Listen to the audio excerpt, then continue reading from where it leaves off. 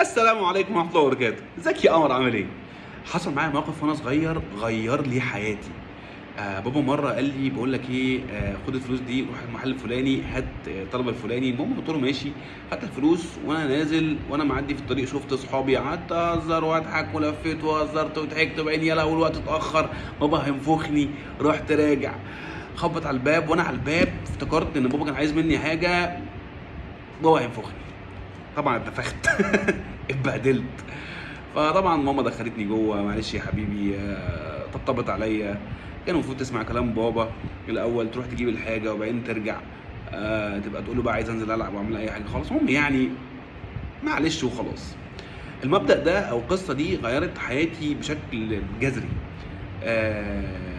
لما كبرت شويه حد قال لي جمله، قال لي يا محمود لو عايزها تفرج عليك في الاخره افتكر ان انت بتقف قدام ربنا سبحانه وتعالى 5 مرات في اليوم على الاقل، بتقول 17 مره في اليوم مالك يوم الدين، مالك يوم الدين، صاحب يوم الدين.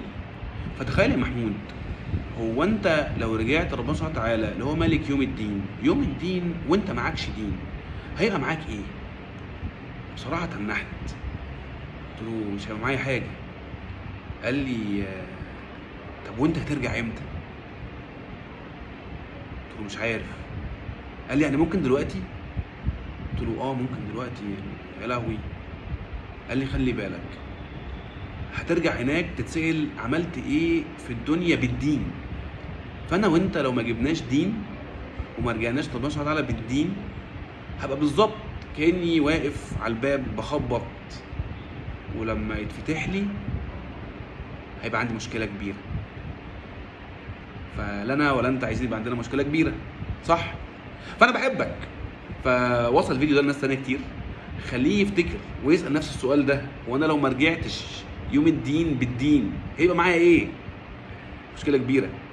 قول لاصحابك، قول لاحبابك، شوفني على كل بقى البلاتفورمز اللي انت عايز تشوفها براحتك. شوف انت عايز ايه، عندك بقى فيسبوك، عندك انستجرام، عندك تيك توك، شوف انت عايز، عندك يوتيوب، براحتك يعني. مكان ما بتحبني وتشوفني فيه شوفني فيه. انا بحبك في الله، وصل الكلام ده لناس تانية كتير، خلي ناس يبقى عندها دين. اتفقنا؟ سلام يا عمر.